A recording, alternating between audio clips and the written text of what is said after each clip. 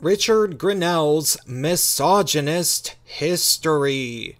Hey, it's Prince of Queens, and I had a scripted video today, and then I stumbled across this, and I think it's really just kind of funny, so I figured I'd talk about it a little bit. So there's this guy. His name is Richard Grenell, and he has been appointed to be the ambassador to Germany from the United States, which is actually a really big position politically. Trump appointed him, and guess what? He is an open homosexual.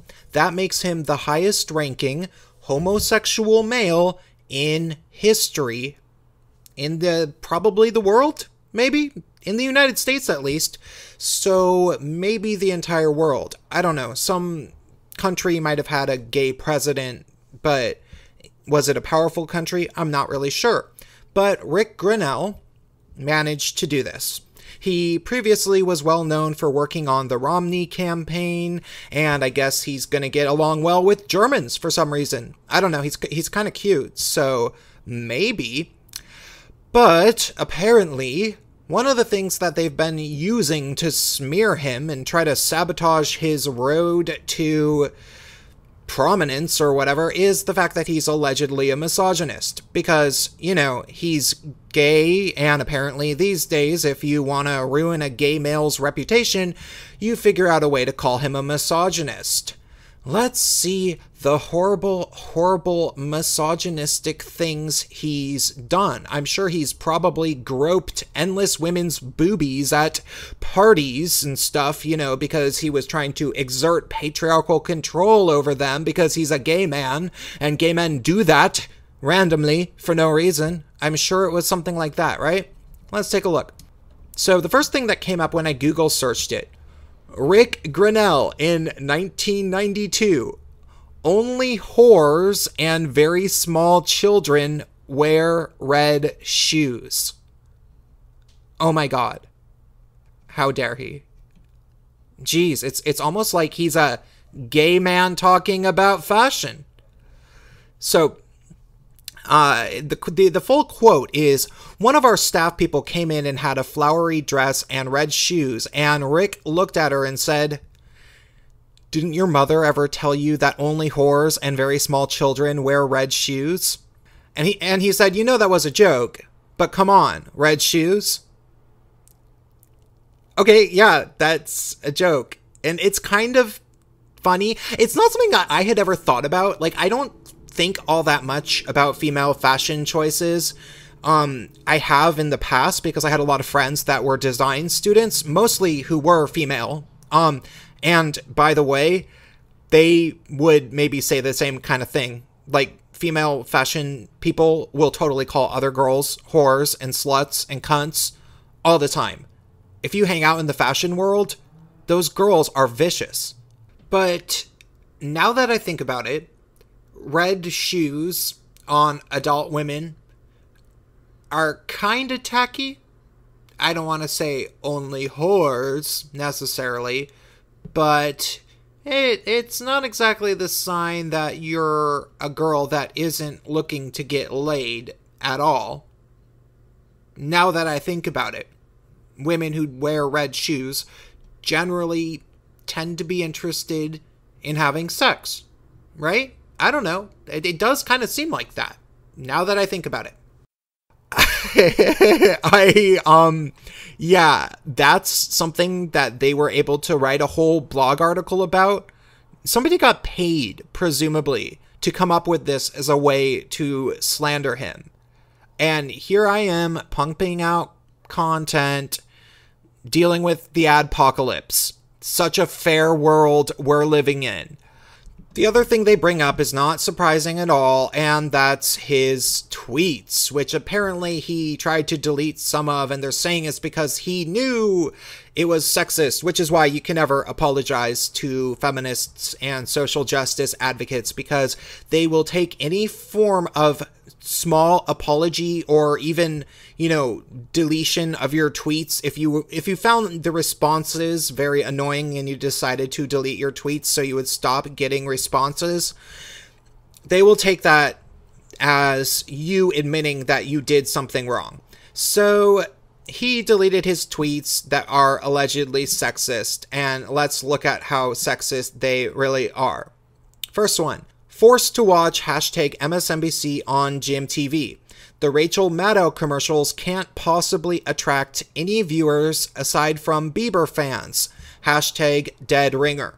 So he's saying that Rachel Maddow looks like Justin Bieber, which she doesn't really, but it's kind of funny because Justin Bieber does actually look rather like a lesbian. So yeah, it's not, sexist. It's just kind of not that true, but okay, whatever. Let's keep going on.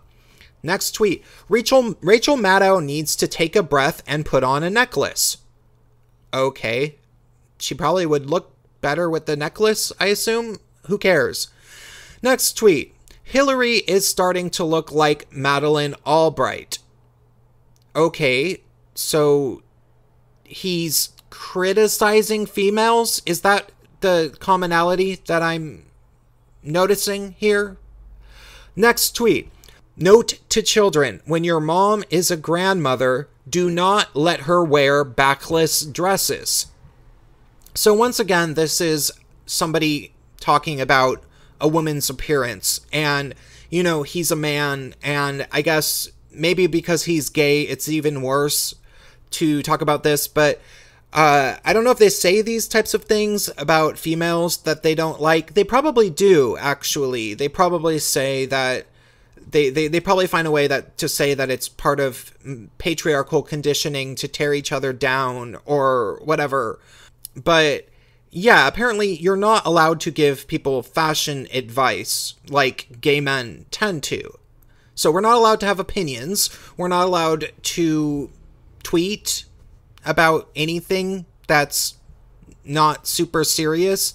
And I bet if we did say something super serious, they'd have a problem with that too. Next tweet. If only airbrushing was permanent, at view of Adam, MT Jessica Simpson naked and pregnant requires too many words to write. Okay, I have no idea what that means. Next tweet. Do you think Callista's hair snaps on? I don't know. Does she look like she has fake hair? How many hair jokes do you hear about Donald Trump? Come on. Next tweet. Callista stands like she is wife number one. Okay, who is Callista and what? I still don't quite understand. Like, if he was talking about women being non-capable or being only worth having... Okay, so Callista stands like she is wife number one would probably imply that she had a bunch of kids and then ended up being divorced by a person and he moved on to a new wife. And so she doesn't walk super well because she birthed a bunch of kids. That would be an implication. But it doesn't really say anything bad about Callista as an individual. It just talks about how she stands, because that's a biological thing. You could say the same thing about many things about an aging man. So that's not actually sexist. Next tweet. Hanging at the pool and realizing how expensive it is to keep using sunscreen. How do law students pay for protection? Hashtag fluke. Why is that supposed to be sexist? I don't understand. I just don't understand. Am I missing something? That doesn't even have to do anything with gender. Next tweet. Free contraception is really Obama's population control strategy. Okay, that's making fun of Obama for having a dumb population control strategy in his opinion. I don't know. I mean, I don't know what are good population control strategies. That's not really what I think about as an individual. Maybe because I don't have to because I'm gay. I'm living population control, right? Next tweet. Obama, no condom left behind. So what? I mean, he should be in favor of condoms. He's a gay guy, but that's not Sexist. Next tweet. The media outlets that aren't reporting on the first daughter should remember that when Obama talks about them on the campaign trail. That's obviously taken out of context, but what does that... It's not necessary...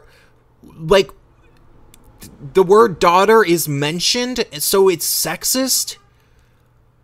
Oh my god. See, the problem here that I'm having is that it really does seem like the left is just trying desperately to paint all gay guys as foaming at the mouth, horrible misogynists, and they think that they can just go ahead and do that because we don't fight back or something. We're low-hanging fruit, and we do make comments about females' appearances because we have never been conditioned to believe that women won't want to date us if we do that, which straight guys kind of figure out. Like, straight guys learn by high school that if they're constantly talking in public about female appearances, then most respectable, nice girls won't want to date them.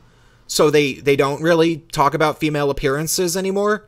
But with gay guys, you know, rule book's out the window. We don't have to follow that rule, so we can talk about female appearances because we don't care about impressing females in that way. That doesn't mean we're misogynists. It doesn't mean that straight guys don't talk about female appearances. It just means that they don't talk about it around girls or in public. Females talk about females' appearances in public all the time. But nobody cares, unless they do, unless it's politically convenient for them to care. So currently, it's politically convenient for people to care about this one specific gay guy and say that he's a misogynist.